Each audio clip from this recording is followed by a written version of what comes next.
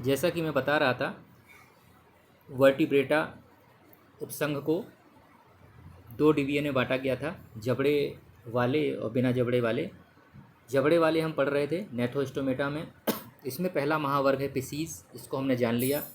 दूसरा महावर्ग होता है बहुत ही महत्वपूर्ण, टेट्रापोडा या चतुष्पादा। चतुष्पादा क्यों पहला कहलाता है ये? क्योंकि ये इसमें चार पादों वाले शरीर जीव आते हैं, जिन्हें 4 लेग्स, बायो की भाषा में पाद कहते हैं इनको। जैसे जो हमारे 2 हाथ और 2 पैर हैं वे 4 पाद कहलाएंगे। और इस चतुष्पादा को 4 वर्गों में बांटा गया है, एम्फीबिया, रेप्टिलिया, एवीज और मैमेलिया। तो इन 4 वर्गों को, ये लास्ट टॉपिक है आपके इस चैप्टर का, इन चारों टॉपिक्स को हम 1 बाई 1 करके पढ़ेंगे, यानी चारों वर्गों को इन डिटेल जानेंगे, क्योंकि बहुत महत्वपूर्ण है। हमारे आसपास पाए जाने वाले जो जीव हैं स्थलीय, वो मोस्टली ये ही होते हैं। तो सबसे पहले बात करते हैं, पहला जो वर्ग है टेट्रापोडा का वह है एम्फीबिया। एम्फीबिया वर्ड पहले भी आया था जब हम ब्रायोफाइट्स पढ़ रहे थे, क्योंकि ब्रायोफाइट्स पादप जगत के उभयचर कहलाते हैं, और जंतु जगत के जो उभयचर हैं वह ये हमारे वास्तविक उभयचर हैं, एम्फीबिया हैं। और इसके एग्जाम्पल बने हुए हैं, और इसका सबसे कॉमन एग्जाम्पल है मेंढक। और मेंढक आप सभी जानते हैं, बारिश के मौसम में खूब देखने को मिलते हैं आपको। मेंढक है, ऊपर जो जीव दिखाई दे रहा है वो सैलामेंडर है। ये दोनों के दोनों ही वर्ग एम्फीबिया या उभयचर में आते हैं।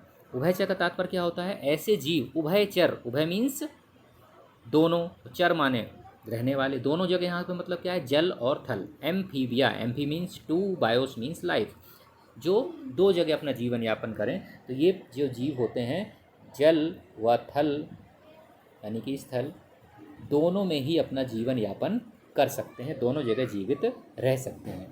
ऐसी लक्षण सभी जीवों में नहीं होता। जैसे हम स्थलीय प्राणी हैं, हम जल के भीतर जीवित नहीं रह सकते ज़्यादा समय के लिए, कुछ समय गुजार सकते हैं, लेकिन हम अपना जीवन नहीं व्यतीत कर सकते उसके भीतर। लेकिन ये एम्फीबिया कर सकते हैं। तो इनका ये यूनिक कैरेक्टर है, ये जल और थल में रहना। इनकी में अधिकांश में 2 जोड़ी पैर पाए जाते हैं। साथ ही इनका शरीर जो होता है 2 भागों में बटा होता है। पहला भाग जो होता है वह होता है सिर, और दूसरा जो भाग होता है वो होता है धड़। तो 2 भागों में बटा होता है, सिर एवं धड़ में। सिर जो गर्दन के आगे का भाग है सिर है, बाकी जो नीचे का पार्ट है वह धड़ कहलाता है। कुछ में पूंछ भी उपस्थित होती है। इनकी जो स्किन होती है, त्वचा जो होती है, नम और सल्क रहित होती है। जैसे कि मछलियों में सल्क पाए जाते थे, इनमें सल्क नहीं पाए जाते हैं, इसलिए चमकदार दिखाई नहीं देते। नेत्र इनमें पलक वाले होते हैं, मीन्स इसमें पलक होती हैं, पलकें होती हैं। इनमें वाहकर्ण नहीं होता है, जैसे हमारी बॉडी में वाहकर्ण उपस्थित हैं जिनसे हमारी ध्वनि तरंगें प्रवेश करती हैं हमारी कानों के अंदर। तो हमारे में तो उपस्थित है वाहकर्ण।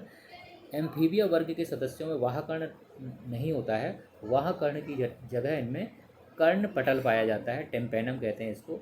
ये कर्णपटल इन जीवों में पाया जाता है। आहार नाल, मूत्राशय तथा जनन पथ, ध्यान समझेंगे, इनका एक इम्पॉर्टेंट कैरेक्टर है कि आहार नाल जो उनकी है एलिमेंट्री कैनाल है, प्लस मूत्राशय है, यूरिनरी ब्लैडर है, और तीसरा होता है रिप्रोडक्टिव जनन पथ, रिप्रोडक्टिव ट्रैक्ट। ये तीनों एक ही जगह जाकर खुलते हैं, यानी इन तीनों का जो निकास होता है एक साथ होता है, वह निकास स्थान कहलाता है क्लोएका।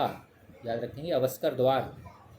इसी से ये मतलब यानी समझ गए होंगे, जनन छिद्र के रूप में भी यही काम करता है, मल मूत्र त्यागने के लिए यही काम करता है, आहार नाल का एंड पॉइंट भी यही होता है।